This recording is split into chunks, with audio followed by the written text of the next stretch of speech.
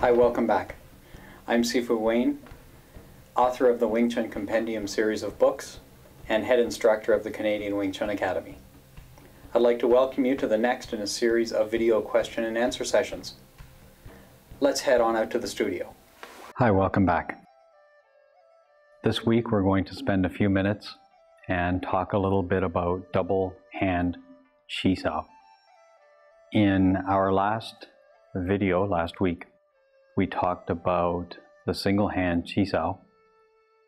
This week, it just stands to reason that we should spend a little bit of time on the double hand Chi Sao. So we're going to talk about the rolling or exchanging of hands, the purpose of Chi Sao a little bit, and we'll also talk about, similar to what we spoke of last week, we'll also talk about the running and catching component. So first, I think it's important to say that Chi Sao for us is a drill. It's not a fight, and its purpose is to help teach us a few habits. Specifically, we want to learn how to protect our own boundaries while learning how to enter into the boundaries of our opponent. So this is not a fighting drill for us. It's simply something that we use to teach our hands some good habits. To perform the double hand Chi Sao, we're going to use primarily three techniques. We're going to use Bong Sao, Tan Sao, Fuk Sao. So we're going to use these three. One side, one arm will be going from Tan Sao to Bong Sao and back and forth. And the other side, other hand, Fuk Sao, will just be resting or riding. So to demonstrate this, I'm going to invite Dave into the camera frame for a second. And he'll put his Tan Sao. I'll rest my Fuk Sao there. I'll put Bong Sao, and he'll rest his Fuk Sao. A little bit of pressure, yeah. And then he'll change to Bong Sao, and I'll change to Tan Sao.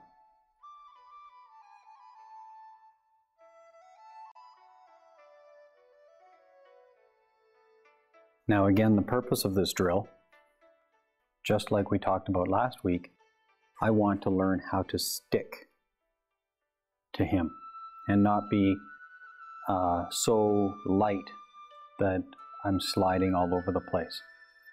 So I want to have enough pressure that I can stick to him.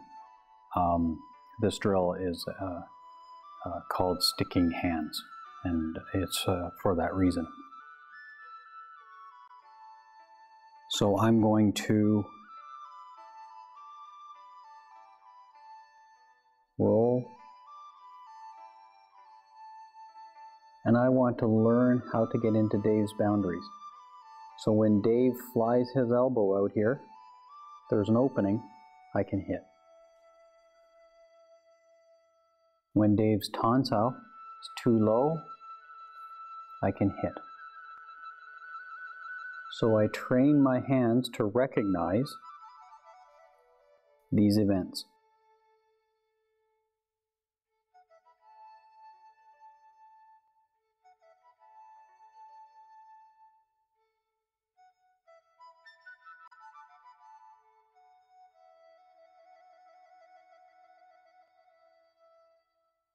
This is our Chi Sao. Rolling of the hands, staying in contact, and recognizing when the other person goes off of the center line and creates an opening. So that gives us a bit of an example of the rolling hands and how to enter into, in this case, Dave's boundaries when his Tan Sao or Bong Sao or Fuk Sao is out of position. So when the center is open, I learn how to enter into his boundaries. And as a result of that, he learns when his boundaries, when he has come off of center and left an opening. So me as the Sihing, I'm going to do the majority of the hitting in order to help Dave recognize when he's off center. Once Dave gets a little bit proficient at this, then we're going to move on to the next step of the Chi Sao. And this is just like we talked about last week. I'm going to teach Dave how to keep his hands on center and not chase the hands when they move. So I'll run my hand off of center and hit back to center. When I go off center, Dave in this case just turns to Tan Sao, keeps his hand there. Same thing we had going on with the single hand Chi Sao. But now we have two hands involved.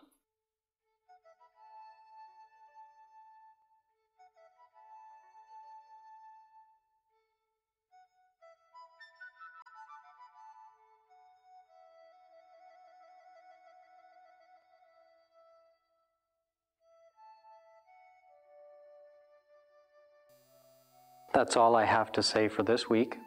Once again, I thank you all for spending the time with me.